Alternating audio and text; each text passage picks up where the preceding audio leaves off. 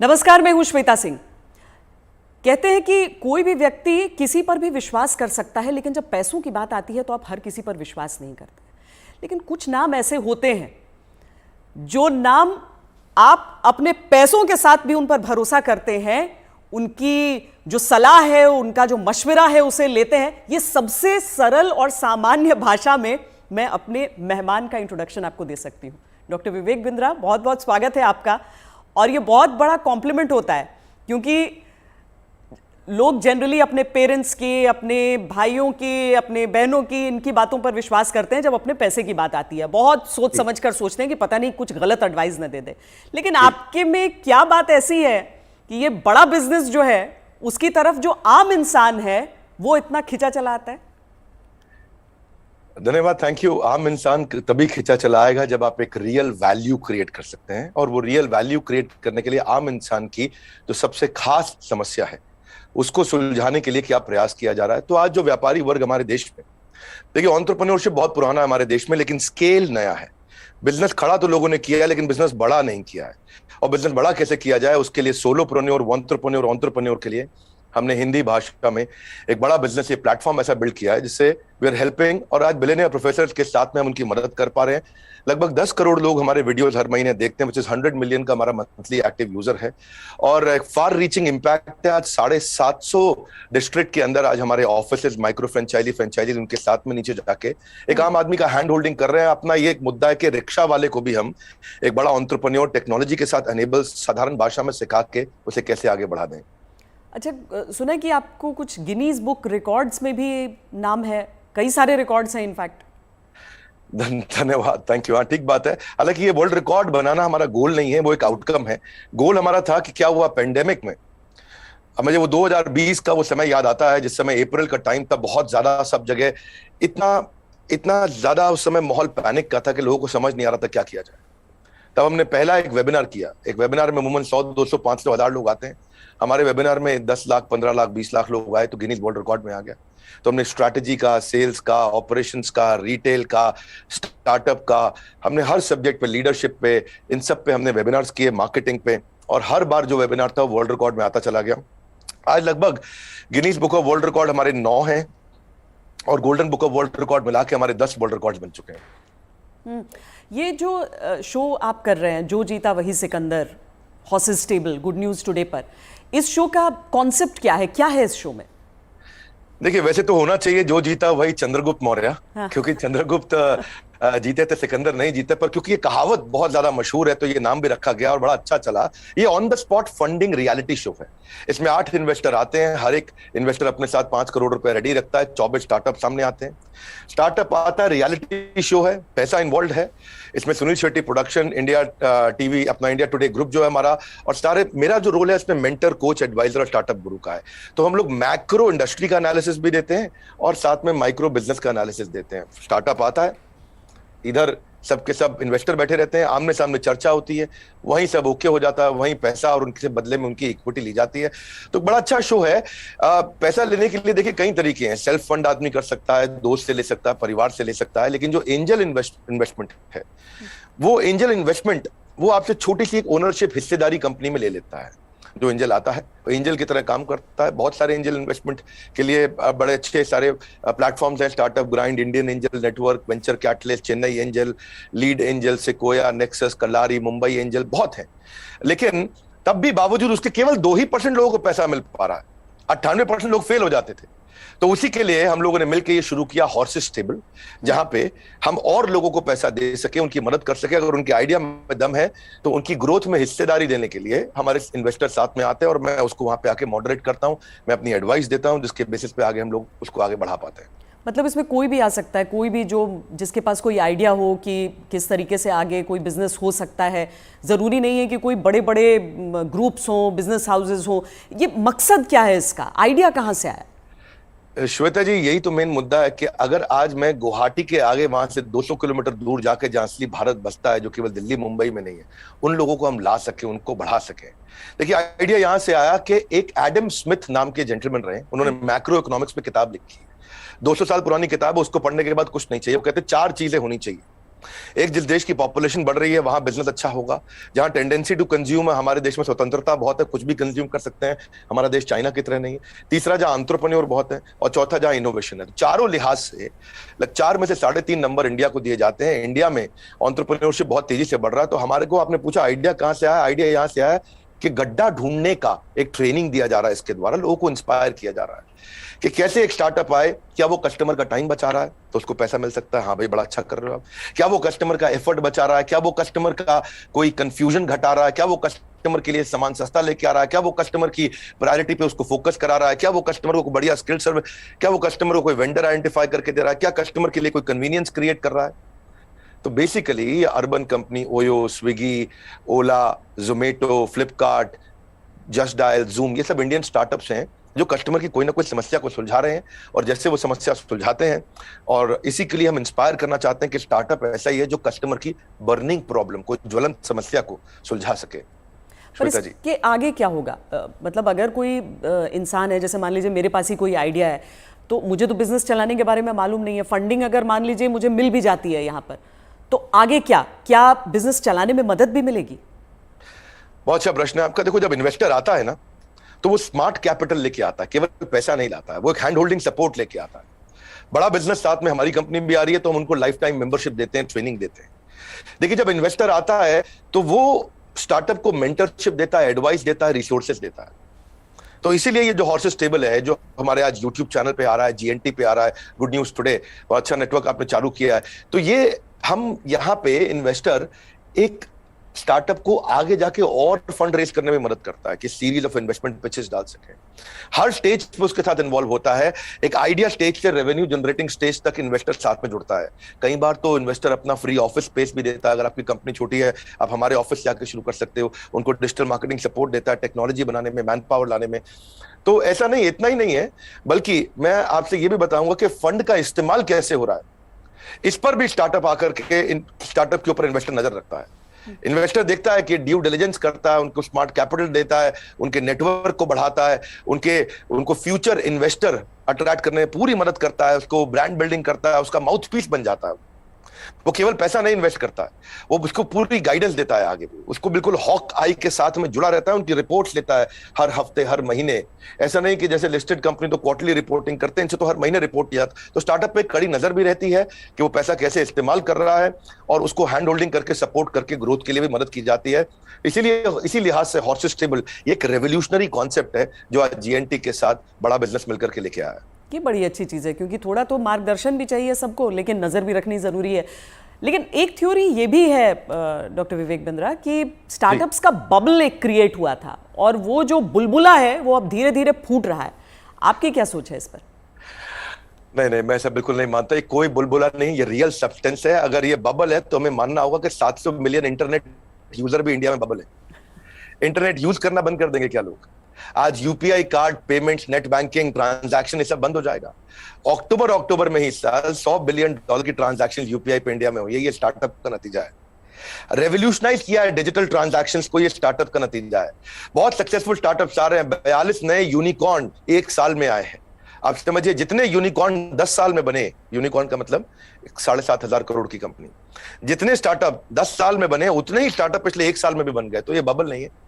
India इस समय top 3 unicorn producer में जो स्टार्टअप के है उसका नाम आ चुका है। यानी कि हर 9 दिन के अंदर हमारे देश में एक नया $1 बिलियन स्टार्टअप पैदा हो रहा है।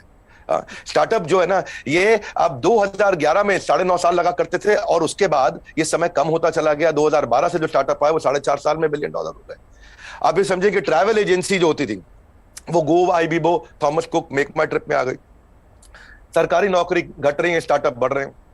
पेपर अब डिजिटल हो गया है, किताबें किंडल में मूव कर गई हैं, बिजली अब सोलर होती जा रही है, रिटेलर अब अमेजॉन, फ्लिपकार्ट और रिलायंस पे मूव कर गया है, गाड़ियां ड्राइवरलेस हो रही हैं, ब्लॉकबस्टर सीडी को खत्म करके यूट्यूब, अमेजॉन प्राइम, नेटफ्लिक्स आ गया है, सेल फोन के बिल अब घट रहे हैं, इंटरनेट के बिल बढ़ रहे हैं, गाड़ियों की सेल घट रही है, ओला उबर बढ़ रहा है, रेस्टोरेंट शटडाउन हो रहे हैं, ऑनलाइन फूड डिलीवरी बढ़ रहा है। आज बच्चों को जो है ऑनलाइन स्टडीज उनकी बढ़ गई है, प्राइवेट कोचिंग घटती जा रही है। इसका मतलब क्या है, जो स्टार्टअप है ना वो एक रेवोल्यूशन है। पहले कबूतर चिट्ठी लेके जाता था, आज व्हाट्सएप चिट्ठी लेके जा रहा है। इसके बीच में बहुत लंबी जर्नी थी, और सिलिकॉन वैली में कम से कम 15 स्टार्टअप ऐसे बैठे हैं जो व्हाट्सएप के खात्मे की तैयारी कर रहे हैं। और नेक्स्ट जो रेवोल्यूशन आएगा, नेक्स्ट सिलिकॉन वैली, आने वाले समय में बेंगलुरु से शुरू होकर के भारत से ही आगे निकलेगा। वाह, क्या बात। लेकिन कई स्टार्टअप्स फेल भी तो होते हैं, कई स्टार्टअप्स फेल हो जाते हैं, इसकी वजह क्या रहती है? श्वेता देवी, ऐसा स्टार्टअप फेल होने के मेन 8-10 बड़े कारण होते हैं। पहला तो कोई डिफरेंशिएशन ना हो, आप वही कर रहे हो जो बाजार में सब कर रहे थे। दूसरा, फोकस की कमी हो, सारी चीजें करने में लगे हैं, फोकस नहीं है। तीसरा, उनकी एग्जीक्यूशन की स्पीड कमी है। चौथा, अगर बिजनेस अच्छा ले भी आए तो रेकरिंग रेवेन्यू नहीं है, वो कस्टमर के साथ माल दो पैसा लो रिश्ता खत्म। रेकरिंग रेवेन्यू यानी कि बार बार उसके साथ ट्रांजैक्शन होना चाहिए। पांचवा, कि वो अपनी टीम अच्छी नहीं बना पाते, दे हायर पुअरली, और एक कमजोर टीम लेके आते, एक कैटेगरी टीम नहीं बिल्ड करते। वो कुछ ऐसा बना बैठते हैं, गलती से एक और गलती एक करते हैं कि वो जो मेरे को अच्छा लग रहा है पर कस्टमर को उसकी जरूरत नहीं, यानी कि कस्टमर अनफ्रेंडली प्रोडक्ट बना देते हैं, कस्टमर का फीडबैक नहीं लेके आ पाते हैं। पैशन नहीं होता है, प्रॉफिट के चक्कर में चले गए लेकिन पैशन नहीं है। ये बड़ा जरूरी है। आंसर बड़ा महत्वपूर्ण है। जो आज व्यूअर देख रहे हैं उनको ये समझना चाहिए कि अगर बिजनेस मॉडल और रेवेन्यू मॉडल कमजोर है, प्री मैच्योर स्केल किया, बिजनेस खड़ा हुआ नहीं, बड़ा करने पहले निकल गए, बिना टेक्नोलॉजी के स्केल किया और उसके चक्कर में फिर आपने कर्जा भी ले लिया, तो फिर जो है वो एग्जीक्यूशन और स्लो होगा, प्रॉफिट और कैश फ्लो खत्म होगा और फिर कैश बर्नआउट के बाद आप फंड भी रेज नहीं करेंगे। यही मुख्य कारण होते हैं कि स्टार्टअप फेल होते हैं। तो पहले बिजनेस को खड़ा करना है, बाद में बिजनेस को बड़ा करना है। क्या हम समझे कि एक स्टार्टअप कल्चर है अब और ये डेवलप हो रहा है, और ऐसे में भविष्य से आपकी क्या उम्मीदें हो जाती हैं? देखिए, स्टार्टअप का कल्चर अब डेवलप हो रहा है इंडिया में। पिछले काफी समय से हम ऑब्जर्व कर रहे थे। नंबर 1 पे सिलिकॉन वैली, न्यूयॉर्क सिटी, उसके बाद London, Chicago, Los Angeles, Seattle, Boston, Berlin, Tel Aviv Israel में जो है, और सिंगापुर। यही केवल 10 शहर थे दुनिया के अंदर जहां स्टार्टअप्स बिल्ड हुआ करते थे। अब अचानक बेंगलुरु बहुत तेज आगे आया। हम जो पीछे थे अब हम आगे बढ़ रहे हैं। परंतु क्यों हम पीछे रह गए थे और भविष्य में कैसे आगे बढ़ेंगे उसको समझते हैं। हम पीछे इसलिए रह गए क्योंकि हमारा इंडियन एजुकेशन सिस्टम बहुत कमजोर था। इंसान को रोटी कपड़ा मकान के अलावा सबसे ज्यादा जरूरी है शिक्षा, और यहाँ पे ग्रेजुएट इतने प्रोड्यूस हो रहे हैं जितने कंज्यूम नहीं हो रहे थे। Real time corporate campus experience नहीं है, पढ़ाई पुरानी है, स्टैग्नेंट सिलेबस है, कन्वेंशनल थियोरेटिकल क्लासरूम अप्रोच थी। इस चक्कर में अंडर एम्प्लॉयमेंट जो है वो अनएम्प्लॉयमेंट से ज्यादा बड़ी समस्या है। आज राजनेता लोग सबके सब हमारे यहाँ पॉलिटिक्स में अनएम्प्लॉयमेंट की बात करते हैं, लेकिन अंडर एम्प्लॉयमेंट कितनी बड़ी बात है कि अब ग्रेजुएट पोस्ट ग्रेजुएट को 14,000 रुपए की तनख्वाह मिलती है, पीएचडी होल्डर को आज अगर 20,000 की तनख्वाह मिल रही है तो कितना बुरा हाल है। लो इंडस्ट्री डिमांड है, इनकॉम्पिटेंट फैकल्टी है, जो कॉलेज में पढ़ा रहा है उसको पढ़ाना नहीं आ रहा, कॉलेज में प्रोफेसर वो बन रहा है जिसको कोई नौकरी नहीं मिल रही है। तो स्टूडेंट की एस्पिरेशन बहुत थी, प्रिपरेशन यहाँ थी, प्रिपरेशन है नहीं, एस्पिरेशन बहुत ज्यादा है। उस चक्कर में हमने हार्वर्ड के प्रिंसिपल्स को इंडिया में अडॉप्ट किया कि 80% case study, 10% project, 5% lecture, 5% learning. ये है 100% का पूरा मॉडल। और आप जो है, ये जो आपने आपका बेसिकली प्रश्न है कि कल्चर डेवलप हो रहा है। हाँ, अब ये कल्चर डेवलप हो रहा है।